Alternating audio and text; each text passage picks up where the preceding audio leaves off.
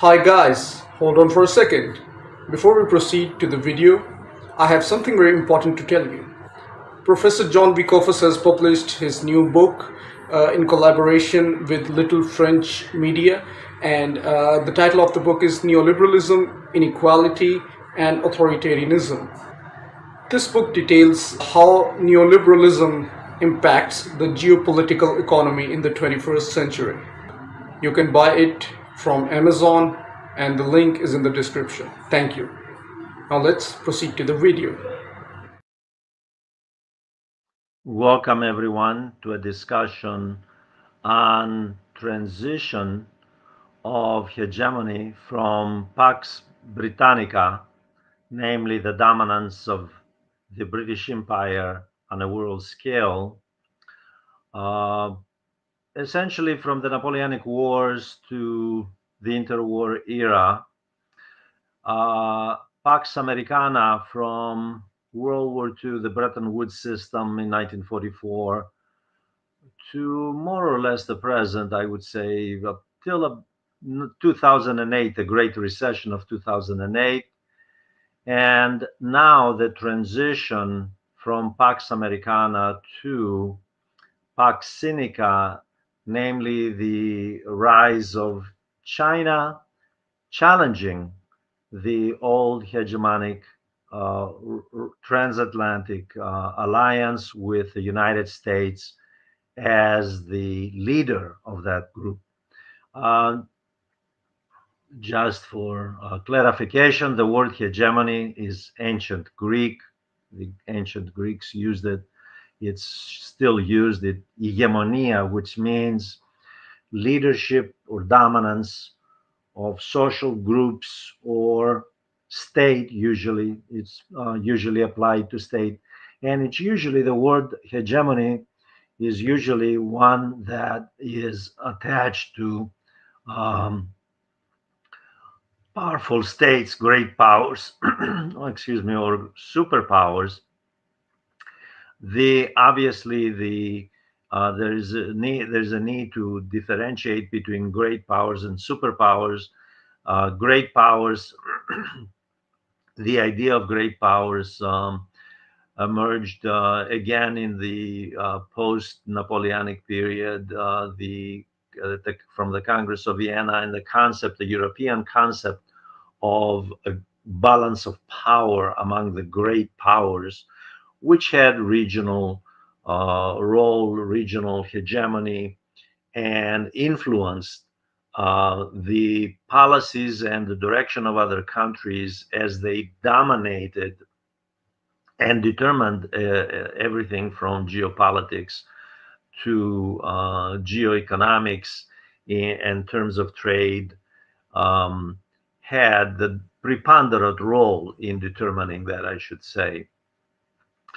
Superpower, the term superpower, of course, hyperpuissance in French, is a term that actually French scholars as well as other Western scholars used to attribute primarily to the United States, which went far beyond a great power that had regional role, and to describe a country that had a global reach, like the United States, and at various dimensions, from military to economic to cultural to political to technological, industrial. So it was, in fact, superpower dominating, in other words, truly hegemonic power in every sense of the word, the rest of the world, for especially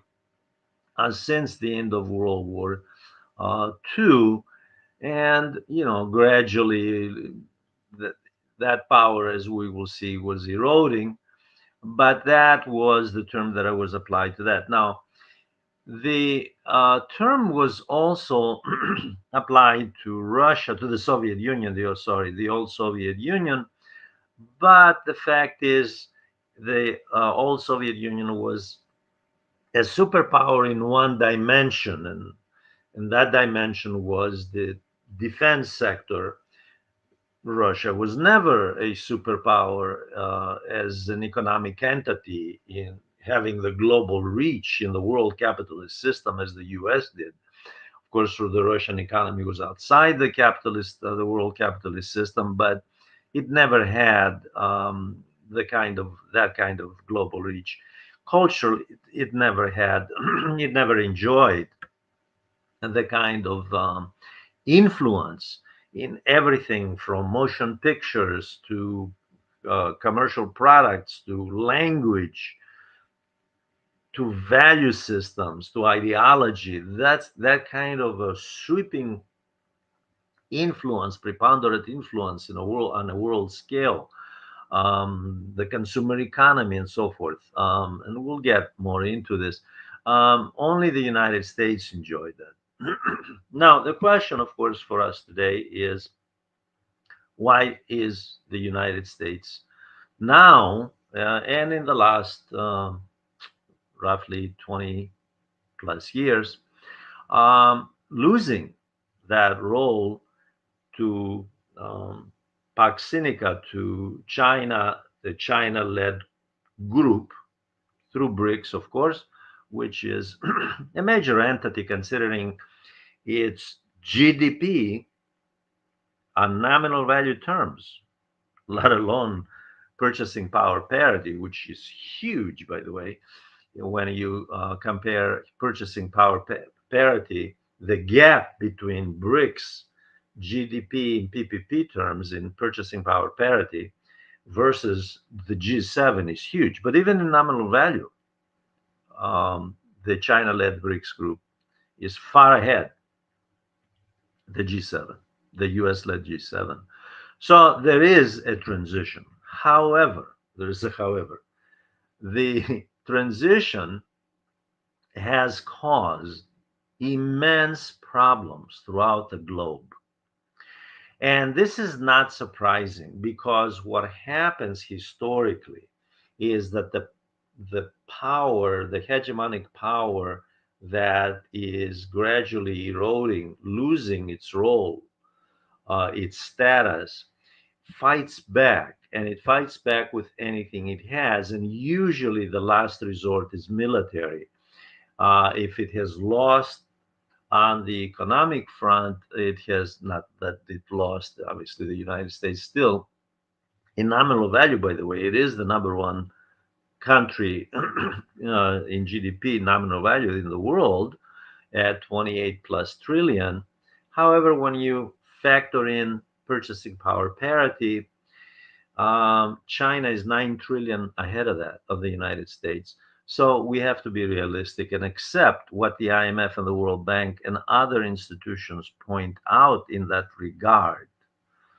Now, the United States, however, has the world's largest defense budget, spends more than the 10, probably 11 countries, next 11 countries combined behind it. 3 to 4 times more than China, which is the next big player in defense. It has a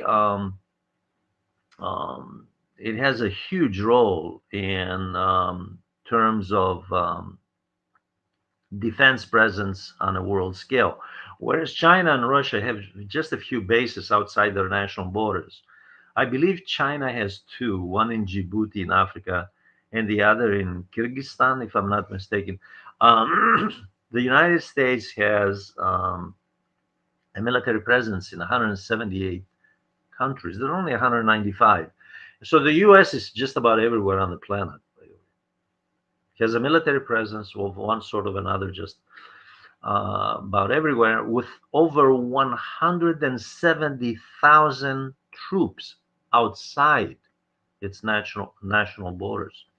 Now, the wars in Ukraine and in the Middle East, behind which is the United States, in terms of supporting Israel in the Middle East, Ukraine, and the war against Russia, have destabilized the entire planet and caused enormous problems at every level, and especially the economy people know because they feel it in their pocketbooks on a world scale, by the way. It's not just in one country. This is not limited, although the key players, obviously, regrettably, the Ukrainians and the Palestinians feel it more than anybody else.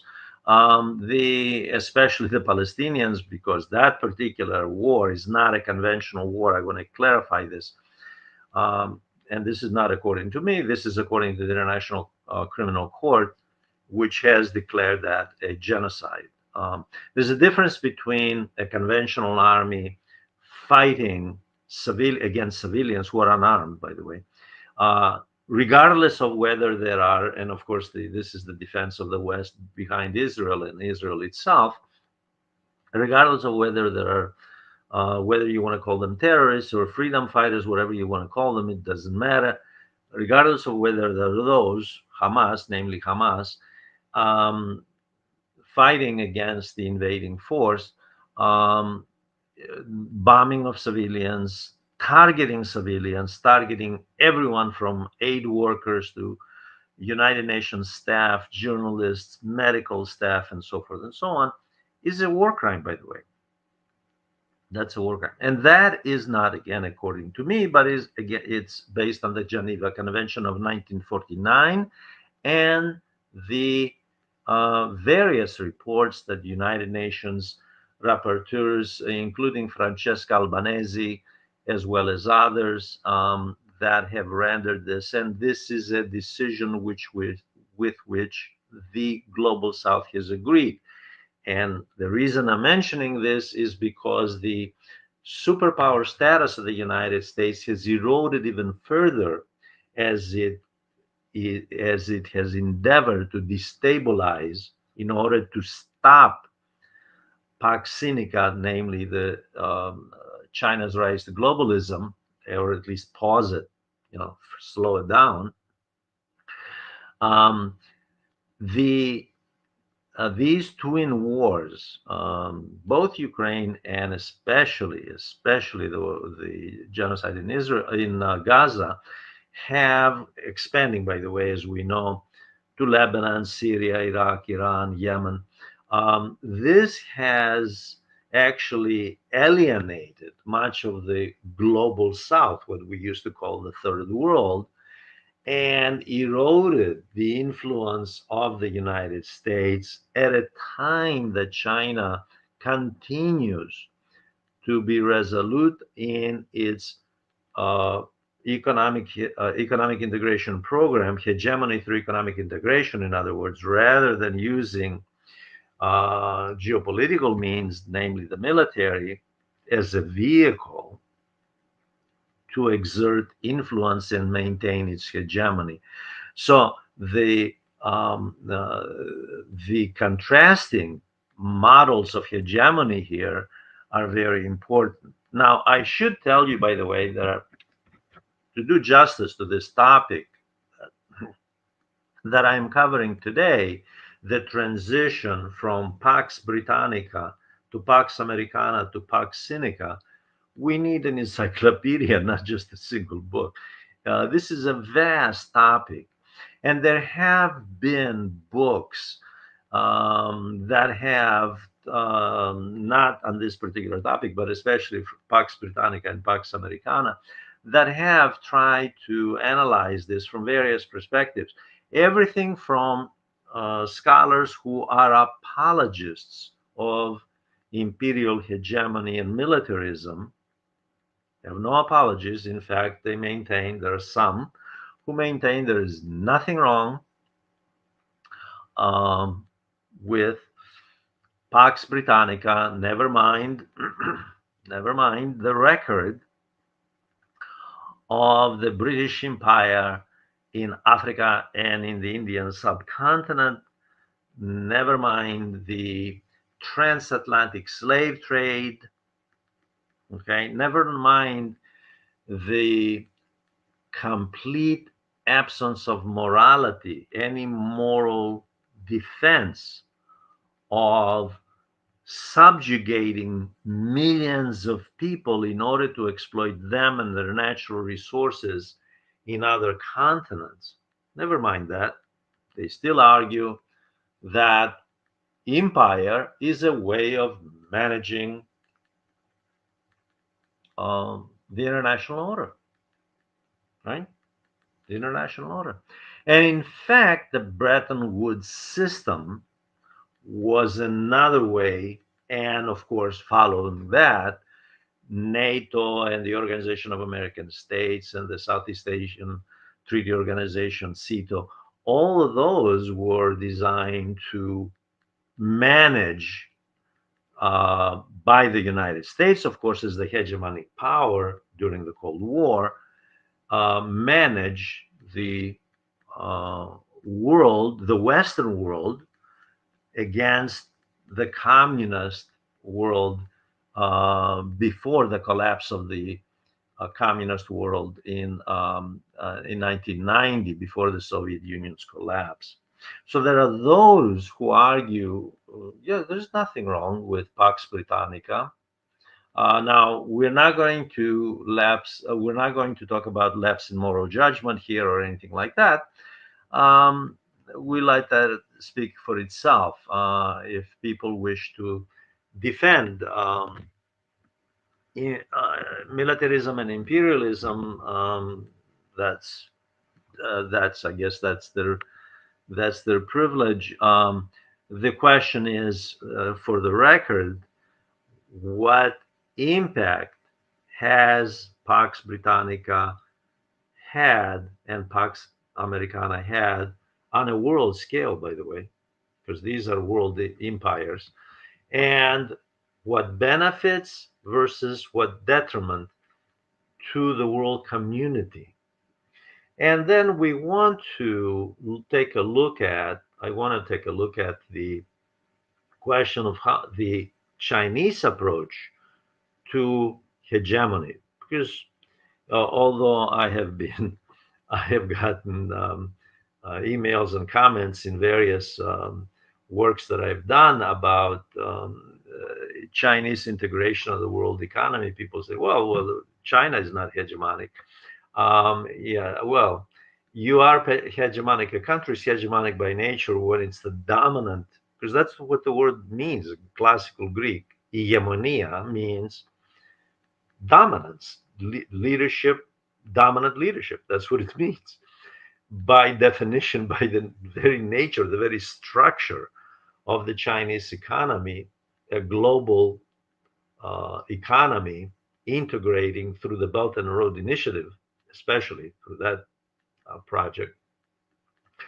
Much of the rest of the world, by the way, in fact, China is, for much of the world, not for all countries, but for much of the world, it's the number one trading partner. Just by that fact, it is economically hegemonic. Let's not make any apologies for that or excuses. However, it is not, it has deviated from the Pax Britannica, Pax Americana model, and that's what I want to focus on today.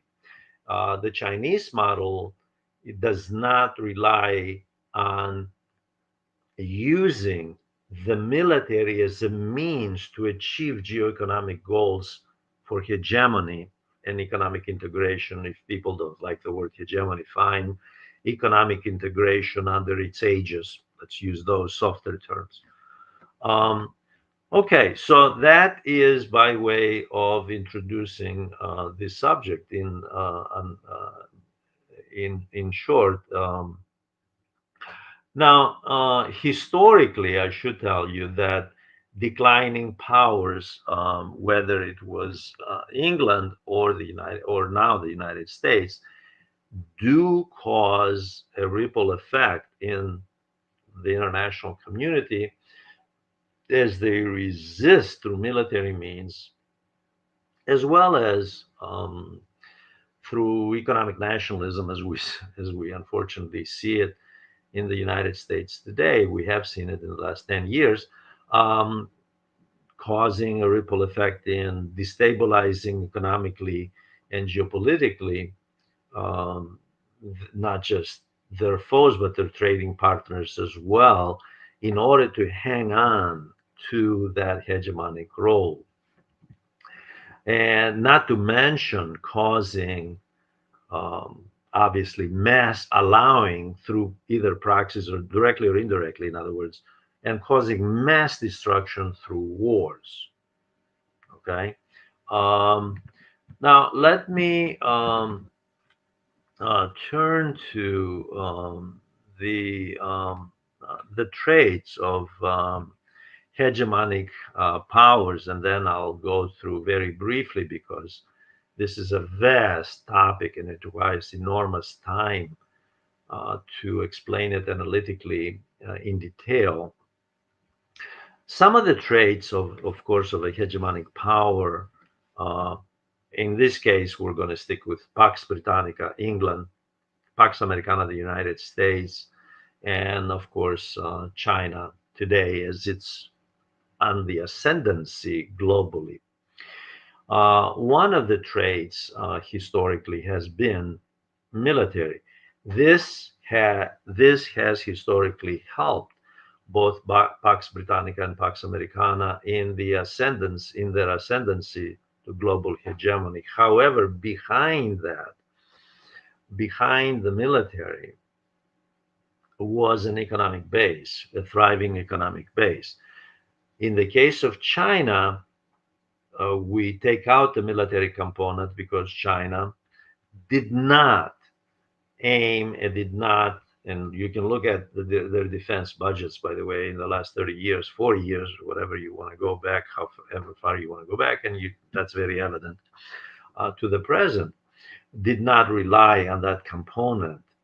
The others did because the other two, England and the United States, especially England, through its naked colonial policy and the transatlantic slave trade, especially England, but the United States was also a country with a slave based economy until 1865, and then a segregationist social economic structure thereafter.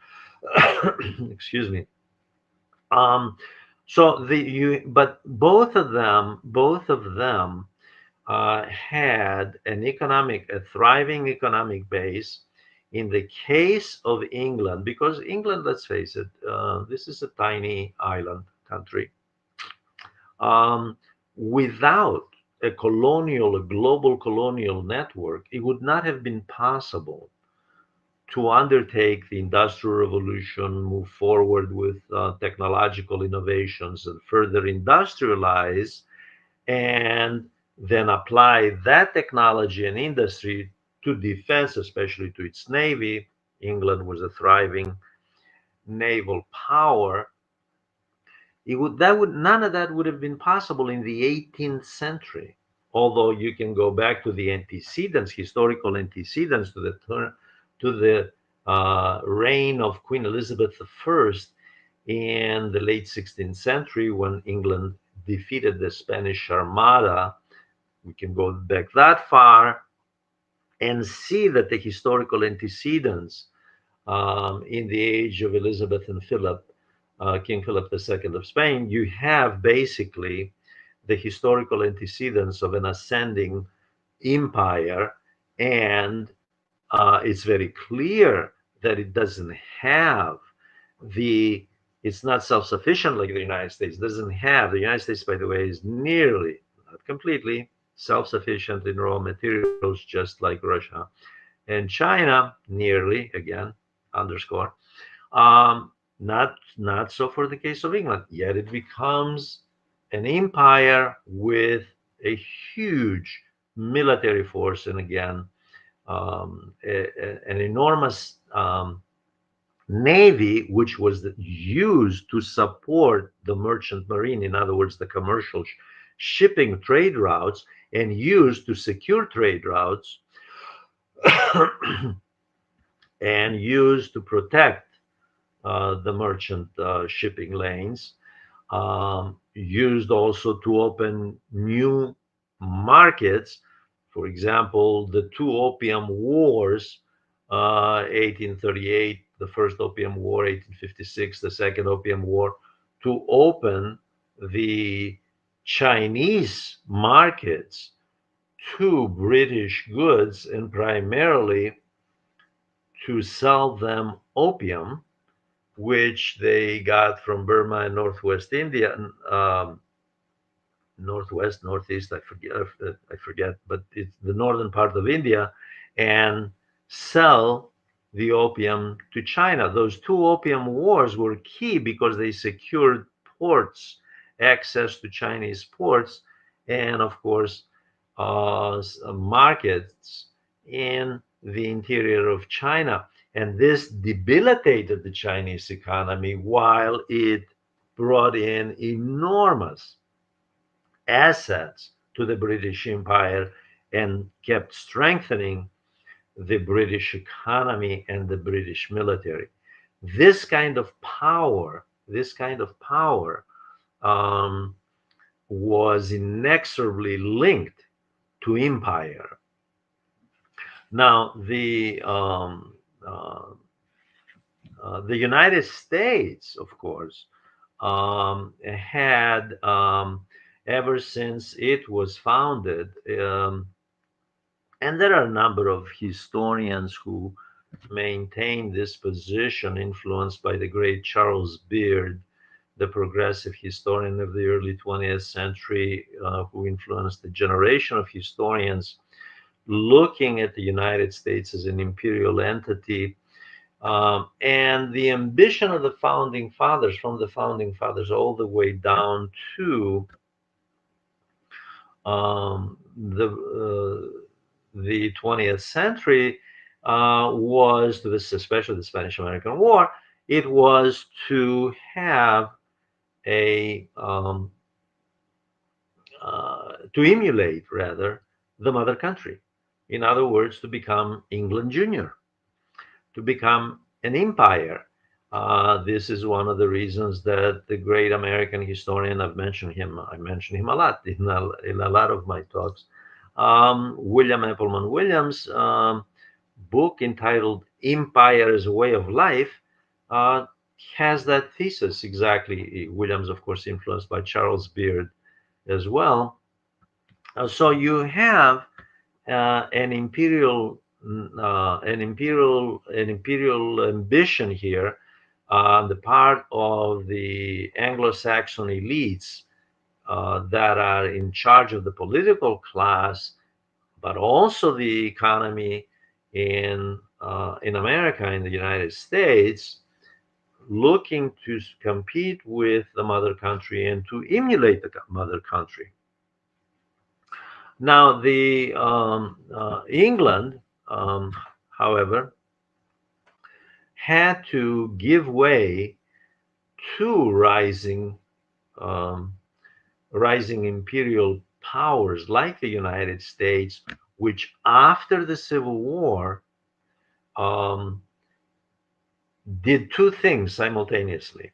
It both expanded westward in what is called internal colonization. It just populated more and more territory west of the Mississippi River. Okay, this is when, of course, there were a number of campaigns against Native Americans, the Indians. Okay, isolated into marginalized and placed in what we call reservations. Okay, that's one development. The other was a vast infrastructure with the emergence of the railroads, the expansion of the railroads of the late 19th century. Okay, and then in the 1890s, the United States undertook the next step to build a huge navy. The United States was not a naval power. However, the United States had established the foundations to become an empire as early as 1823 with the Monroe Doctrine, with James Monroe promulgating a doctrine after his name, basically stating that the Western Hemisphere, that was from Canada up there to the north, all the way down to South America, the tip of South America, Argentina, that hemisphere the United States leadership argued in the early 19th century was not to be exploited and touched by extracontinental powers, meaning the Europeans. Who else was there? It was the Europeans. Um, the promulgation of the Monroe Doctrine was theoretical at the time because the U.S. could not possibly do anything to stop any European power from encroaching in Latin America. Spain and Portugal were the official colonizers, but actually England and France, to a lesser degree, were economically exploiting Latin America because England, especially, had industrialized in the 19th century, and industry, along with empire, gave it, as the great Eric Hobsbawm, the scholar who linked industry and empire to military power, argued. What you have basically is the ability of England to impose economic hegemony across Latin America, much of Latin America. The US was a newcomer. The US did have its eyes on Latin America, just like the mother country, by the way. In 1846, under President James Polk, the US went to war against Mexico. They used some pretext about border incidents down in Texas and went to war. Obviously, they defeated Mexico. The US defeated Mexico. That it could do. It could not defeat England or any of the major European powers, but it could easily defeat Mexico, and it did. And it annexed all the territory north of the Rio Grande. So there was a huge chunk of Western territory annexed from Mexico. They basically paid Mexico, I believe it was 15 million, but then Mexico owed some of that money or most of it to the US government. So it was called even. In any case, that's beside the point. That's not a big issue. The bigger issue here is that the U.S. acquired a huge chunk, and it set a precedent toward um, setting its eyes to the neighbors of down south, to the Caribbean, and which was next, by the way, in the Spanish-American War, and then of course the rest of Latin America. And in fact, in the 1890s, the US does build this on its way to empire. It does build a navy.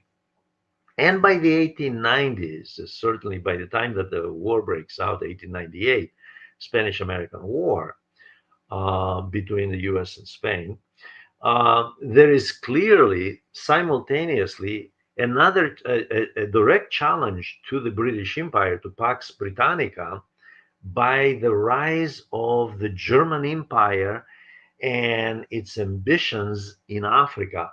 Germany in the late 1890s was the German, well, when I say Germany, the German political establishment and business elites, academics, many academics and so forth, were influenced by a concept known, the German word is Lebensraum, which means living space, basically acquiring more territory outside of Germany. They had their eyes set on Eastern Europe all the way up to Siberia, by the way. Let's make sure we understand that, which explains both world wars, by the way, World War I and World War II. But they also had their eyes in, and they have felt, by the way, this is the arrogance of imperialists, imperial-minded individuals making no apologies about their sense of imperialism. They had the notion that they had the right to it. And the question is, as the great German historian Fritz Fischer pointed out in the 1960s, why? Why did they? Because they were a great power. And this is what great powers do. They acquire colonies and market share.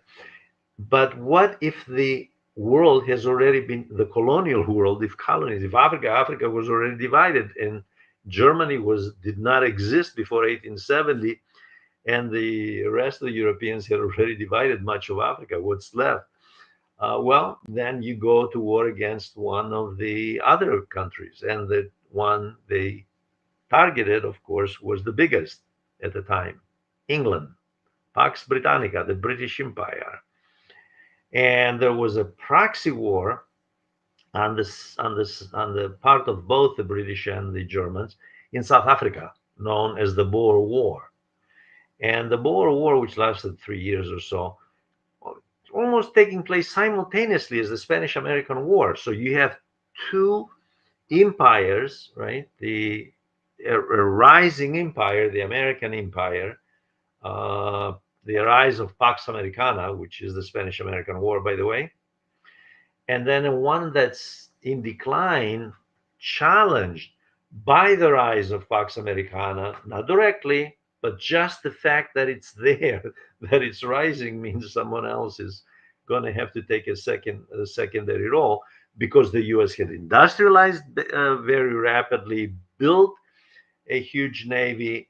Germany did the same thing, industrialized very rapidly, built a huge military force, by the way, and it began to challenge the British.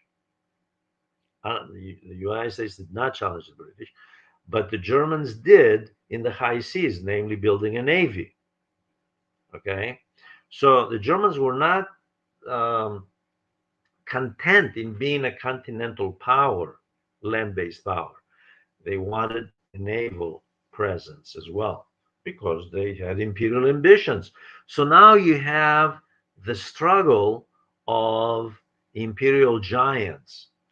And the Boer War, of course, was a prelude to World War I, or the Great War, as it was called, as another great scholar, this one British, John Hobson, pointed out in a book, basically predicting what would happen in a few years if this continued, namely an outbreak of war among the great powers themselves. And that's exactly what happened in August 1914. The British Empire took a huge beating in World War I, with the although it was on the winning side, thanks to the United States, which fought on the side of Britain and France under Wilson. And then it takes another beating with the Great Depression, and World War II finishes Pax Britannica. It's over. Partly because this is something that's not stressed quite a bit as it should be. Partly because, not just because of decolonization movement, which knocks out the British Empire, and not because of a theory by the way, in the literature of how transitions take place from one imperial force to another, one hegemonic power to another, which is that the British Empire began to wane because colonies gained their independence, beginning with India, of course, under Mahatma Gandhi in the late 40s. So that's not the only reason. The fact is, there were preconditions the US, the new rising empire, the hegemonic power, Pax Americana, imposed on the Brits. The Brits needed loans just to survive right after the war. The US kept them afloat, but there were preconditions to those loans. The US, just as with the other continental powers that had colonies, they did the same thing with the British, wanted access to the markets of the British Empire and all of Europe. That was a precondition to receiving Marshall Plan loans. Those were not loans. Those were grants, by the way. They were never repaid. But they were also loans to the British. The British got a lot of assistance from the United States. They had to give up the empire. The British at the time, I'll give you an aside because I found this years ago when I was doing a book, one of the books on the Cold War that I did. And they actually suggested to the United States, I believe it was the Truman period then, that they wanted to be the front state for the United States. This okay, we recognize we're finished. There was an overstretch. Here's where the overstretch or overreach theory of declinism holds true.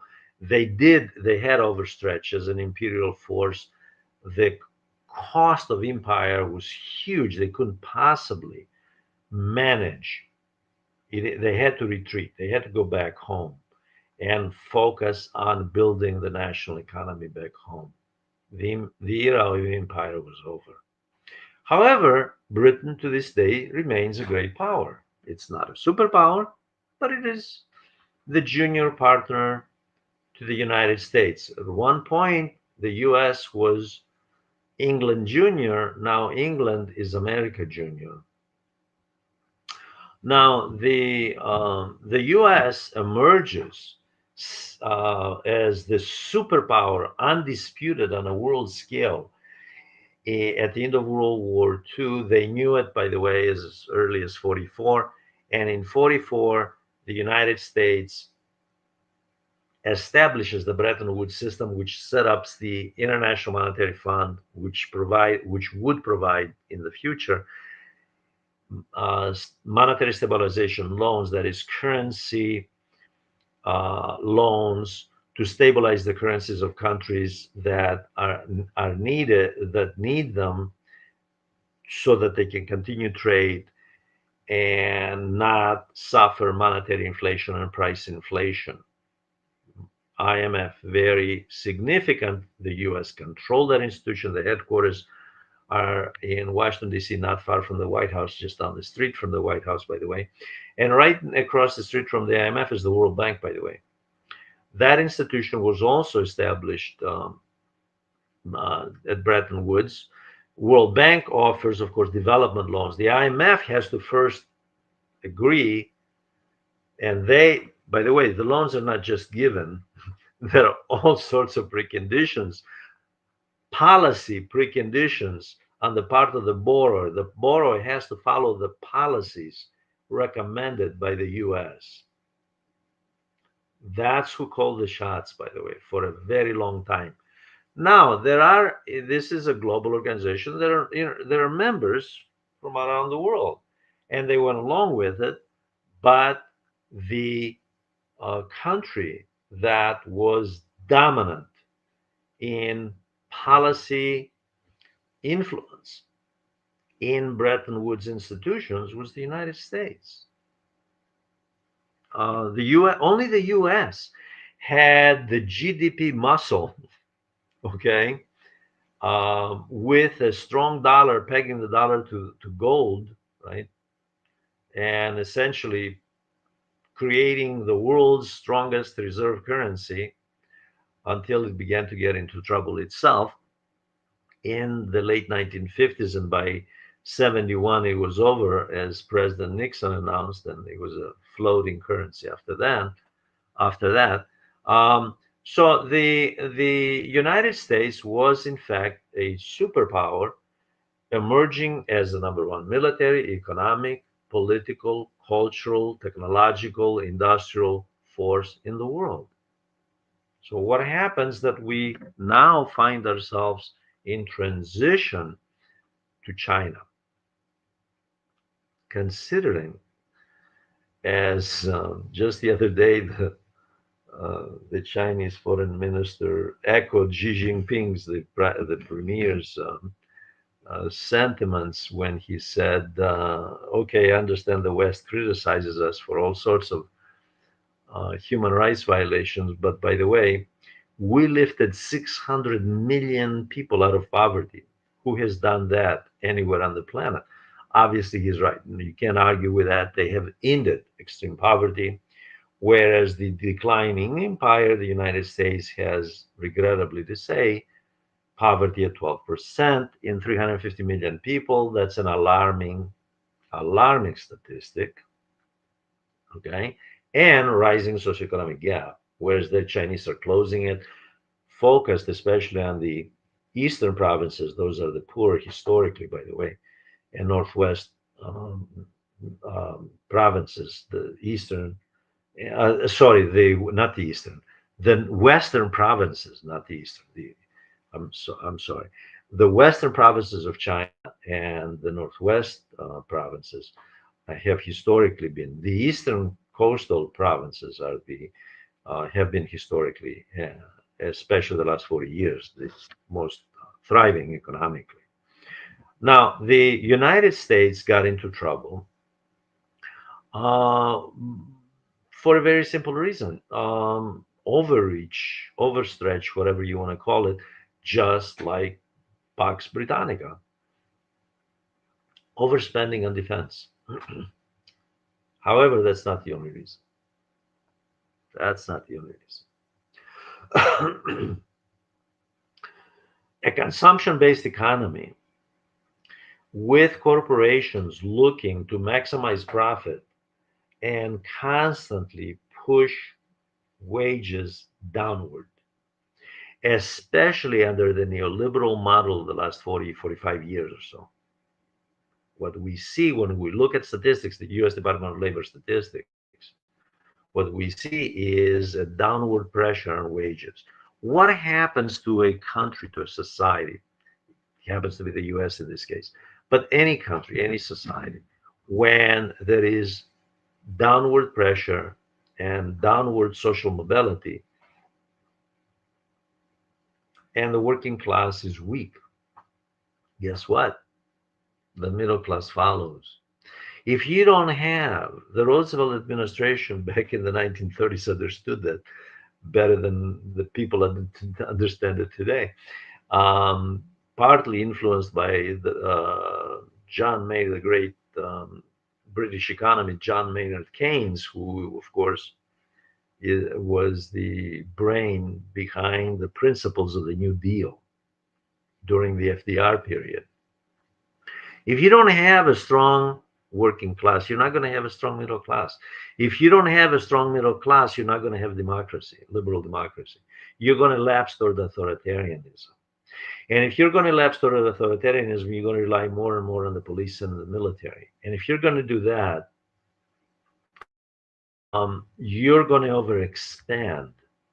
And there will be an erosion because more and more resources are going to be absorbed, are going to be sucked up by the defense sector to the detriment of the civilian economy, and someone else is going to come along and rise up.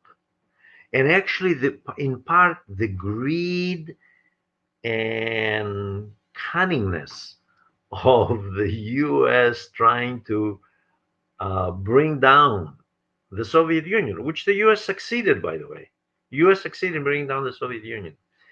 Not by itself. The Soviet Union helped itself a lot in bringing itself down.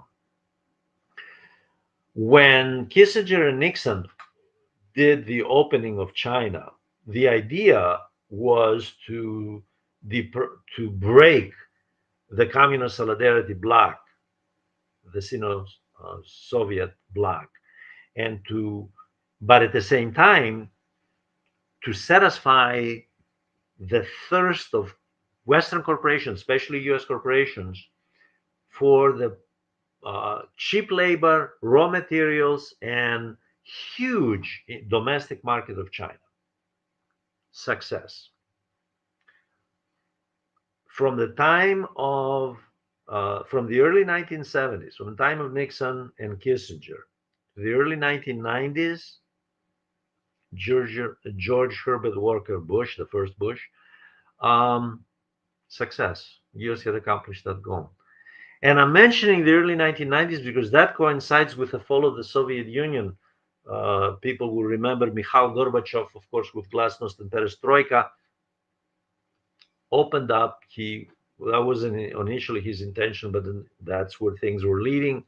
And there was the breakup of the Soviet Union, and there was the Russian Federation. Unfortunately, by an accident of history, Boris Yeltsin happened to be a very weak leader and allowed for a very weak state structure throughout the 1990s, manipulated to a huge degree by Western advisors that determine policy.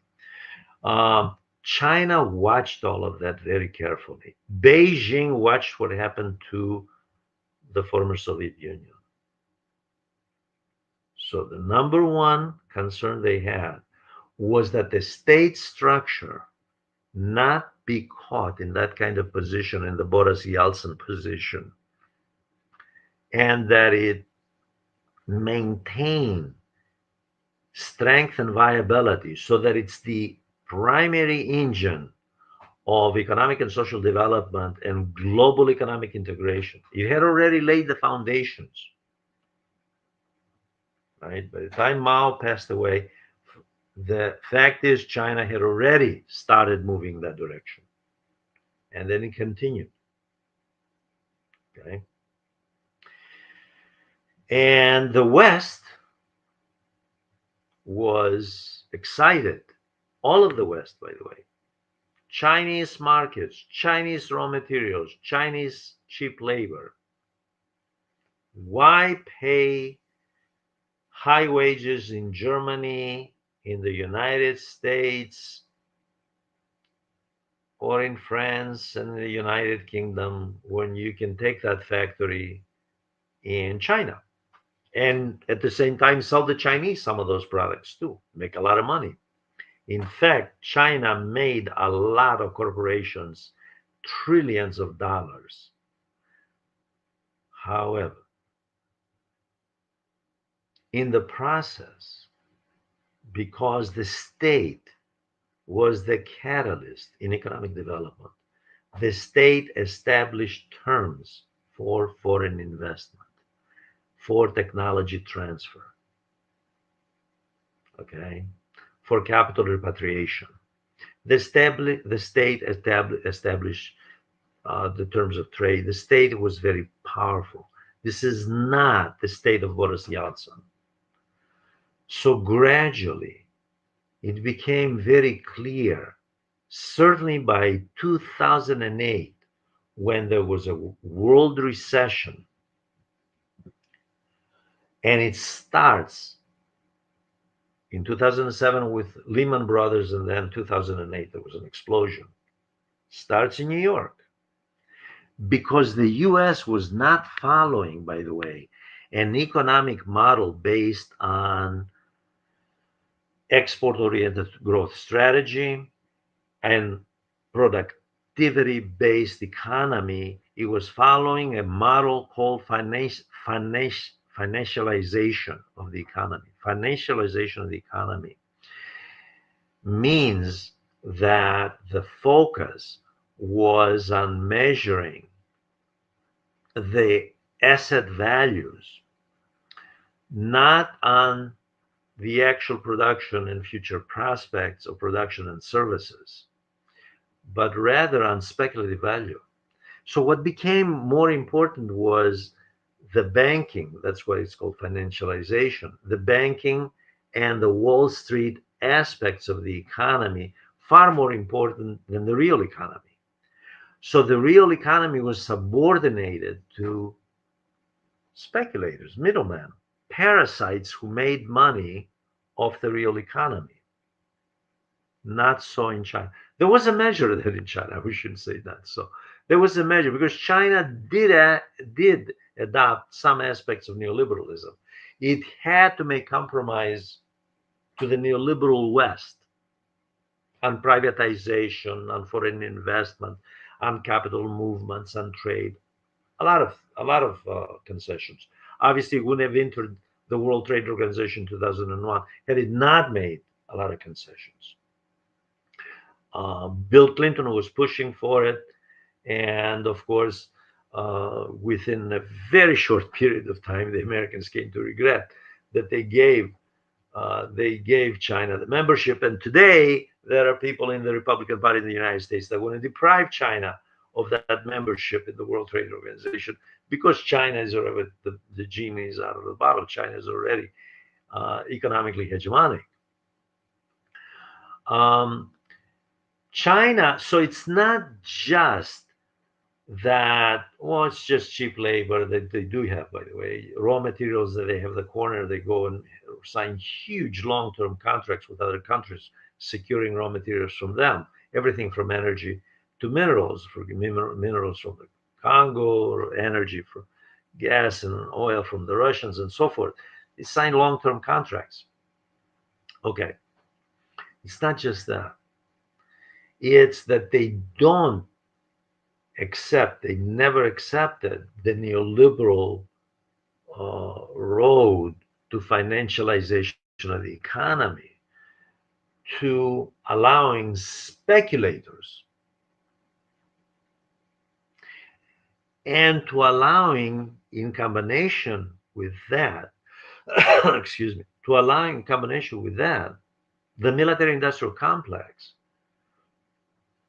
to basically deprive the productive sector of the economy of trillions in assets, and to provide, to have a fiscal policy that favors the richest 1% and pushes income from the bottom up toward that 1%, depriving the rest of society of economic and social development. So it's not that is because they're, by the way, that mention is, obviously we don't have a lot of time to, like I said at the beginning, at the outset, you need an encyclopedia to go into this, to explain the transition from one empire to another, from one hegemonic power to another. It's not just one theory out there that has been developed by scholars says, well, empires go through childhood, if you will, the embryonic stage, in other words, the maturity and the decline. That's just natural, it's organic. Another theory is, well, this is only natural because accidents, it's an accident of history. Another theory is, well, it's only natural that the rest of the countries will gang up on the hegemonic one. Well, all that is nice. But, if you can go back to the Roman Empire, and what you find is that the elites during the decline of the Roman Empire were blaming everybody else except themselves for the decline of Rome. They took no responsibility, although they were responsible for the decline of Rome, for its policies, for its course. Okay. So we have that kind of inane apologetics today. Well, they're challenging us. Yeah, compete with them. Don't spend as much on defense as the next or 11 countries combined. Try pouring some of that money into the civilian economy and social development. Don't give trillions back to the richest 1%. They don't need it. Warren Buffett, of all people, one of the richest men in the world, said as much. I don't need any more money. Give it to those who need it so that we can get some of the economy going. I'll get rich as they spend more. So this is the nonsense that we get, unfortunately, from scholars, by the way, who work at major universities. But because they're apologists of the system, apologists of the status quo, the imperial system, that's what's featured because it is in the interest of the entrenched elites to have that sort of apologist come forward and defend the very people who undercut the economy so that a small elite can benefit. And by the way, make no mistake about this, the defense sector doesn't work for anyone other than the promotion of the interests of those elites. Defense sector is not in the business of destabilizing the Middle East, the Sudan, East Africa, Eastern Europe, the Transcaucasus region now with Georgia, the South China Sea, Venezuela. They're not in the business of doing that on behalf of someone working in a farm in Wyoming or some worker, some dock worker in New York. They're in the business of doing that to strengthen corporations, from banks to defense contractors to corporations interested in securing market share. They think they can accomplish that. They think they accomplish that. But when there is a rival power that offers an alternative, that doesn't, it's very difficult to accomplish that. It doesn't happen as easily. Now, the US and the elites in the US, and unfortunately scholars who were completely misguided in the 1990s, believed that the unipolar world order would last forever. There were end of history theories, by the way, nonsense, in other words. The reality is that the 1990s, when the US self-proclaimed a unipolar world order with the sole superpower, United States, determining the balance of power globally, there were people all over the world convinced that this is the way it is. This is the triumph of the Western, the transatlantic West, and the unipolar world.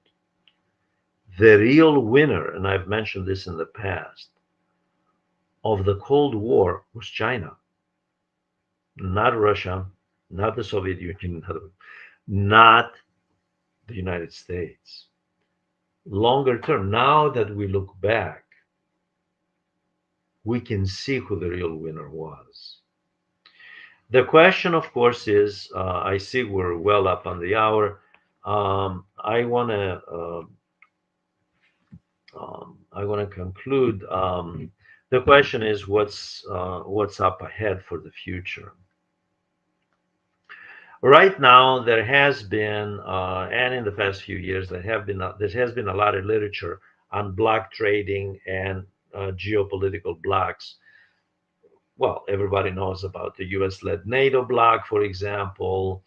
It is well known that the China-led BRICS bloc is, although economic trade, it can turn into, it is also political. It can turn, perhaps, I personally doubt it, but it can turn into a geopolitical and have consequences, strategic consequences as well. Let me conclude with a few remarks. First of all, there are parallels, I can tell you as a historian, between Pax Britannica and Pax Americana. No parallels between those two and Pax Sinica, both in terms of the ascendancy as well as the modalities of those hegemonic powers. The Pax Britannica and Pax Americana models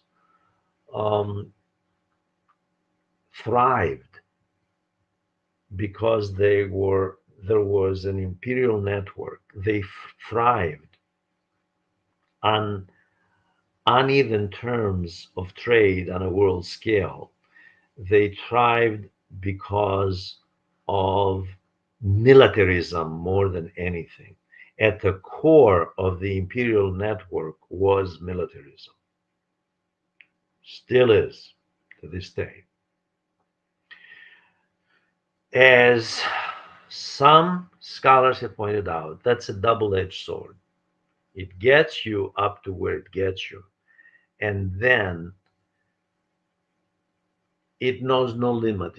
Military spending knows no no limits. What happens is it gets out of hand, and you wind up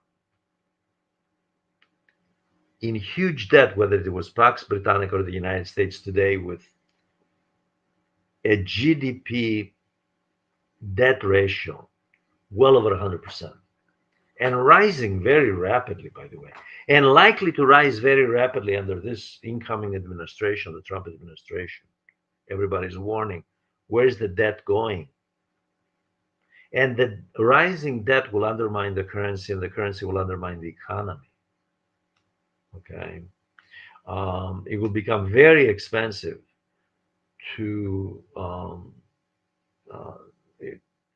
to do business in the U.S. With an inflationary economy, unless something is done about the about monetary inflation, and that means austerity, self-imposed austerity measures, and that means that the working class will suffer, as will the middle class. That means further rising gap between the bottom 75% of the population and the richest 1%, with a increasingly smaller middle class. We see this already in Department of Labor statistics in the United States, by the way. This is the cost of empire. Healthcare costs rising, housing costs rising, education costs rising, student loan debt rising, mortgage debt rising, personal debt rising. Now, here is one of the ironies about all of this on the part of those trying to defend the indefensible. Instead of suggesting a new route to stability for society, for the good of all society, under a social contract that's seriously revised, because this one has failed. What they're doing is they're saying, well, we haven't done enough to punish not just China, but even our allies, Mexico, next door, Canada, next door, the Europeans, historically our partners. Let's punish them too, so we can keep our imperial hegemony. The question is, if it's self-defeating to impose tariffs and sanctions and punitive measures toward the Chinese, which so far, by the way, the record of the last 10 years has proved that, how self-defeating is it going to be to go after one's allies? So the most amazing thing is, and this is where we get to ideology, and I'm sorry I didn't mention the ideological foundations of empire, especially for Pax Americana, Manifest Destiny, and I should have from the 19th century on. But there is this messianic view. A number of presidents had that, by the way, in the United States. Woodrow Wilson had it. A number of Trump, in a crude sense, with "Make America Great Again," has that. We're the greatest. We're just going to make it great again. How? With rhetoric? No, it doesn't work that way. It just doesn't work that way. You can't turn rhetoric into reality, vacuous rhetoric nonsense into reality. It only works with realistic policies, by the way. So transitions can be managed by the declining power smoothly, or we can have world wars, like in the case of Pax Britannica. Okay. And everyone knows that there has been enormous talk of World War III linked to Ukraine, and Russia's saying, well, you can't cross this red line. You can't cross this red line. Now, this former CIA, obviously current CIA people can't talk, but former CIA officers have come out to their credit and said, well, they try to calm the population. Well, it's not going to happen. It's just rhetoric. He's not going to go that far. And I'm with them. However, honestly with them. But accidents happen, you never know. And it's a far cry to say that um, rather than to step forward and sit at the negotiating table and negotiate transitioning to a secondary role in the world economy as a hegemonic power is not such a it's realism. It means that you're accepting reality and then do what a country can do what it can with, like I said, revising the social contract if it wants to strengthen again, rather than attack mode, undermine, when in fact it all backfires and it winds up undermining the country, imposing the punitive measures, because all one has to do. I'll give you one metric and then we'll close this because I have gone over my own self imposed limitations on time. All you have to do is look at the US debt around the time Trump announced he was going to run for president, first time back in 2016. And then look where the US public debt is today. It has nearly doubled. So the question is, after two administrations, both Trump and Biden, Biden's not that different, foreign affairs, by the way, not that different, far more trigger happy, far more interested in solving problems through military solutions, when in fact he know, at least maybe he doesn't know, but the people around him ought to know. I shouldn't say they know either. They ought to know, otherwise they shouldn't be in those jobs, that it's not realistic to solve to solve diplomatic problems through military solutions when the other side has more nuclear warheads than you do. And it means mutual assured destruction, the mad doctrine of the 1960s. Um, so the transition can be managed. The question is how to manage the transition. Um, the UK, Pax Britannica, accepted its role as a secondary great power, as a follower, loyal, by the way, loyal follower to the United States ever since it was declining. Never mind what the senator from South Carolina uh, said when the UK recently announced that it will abide by international law and the court decision, the International Criminal Court decision on war criminal arrest warrants for Israelis, namely that the United States will punish its most loyal and closest ally, the former Pax Britannica. This is where we have come to. Punish everybody. We're declining. We're going to, on our way down, we're going to take everybody down with us. That kind of childish, immature, self destructive thinking is not fitting of a responsible political leader. It's of anyone who thinks seriously about these matters. Because we are talking about, by the way, there are 8 billion people on this planet, and there is a responsibility to those human beings. They are not to be treated like swatting flies. Um, this is why we have come to the genocide, and the Western media has been blasé about it, as though they're not human.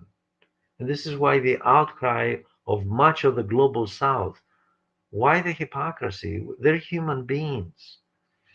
So empires, imperial policies have consequences in the lives of human beings in every aspect, from economics to culture to wars. I thank you for listening. I invite you to write comments, to ask questions, to especially subscribe to this channel, which my very good friend Asad Adim manages. Thank you very much.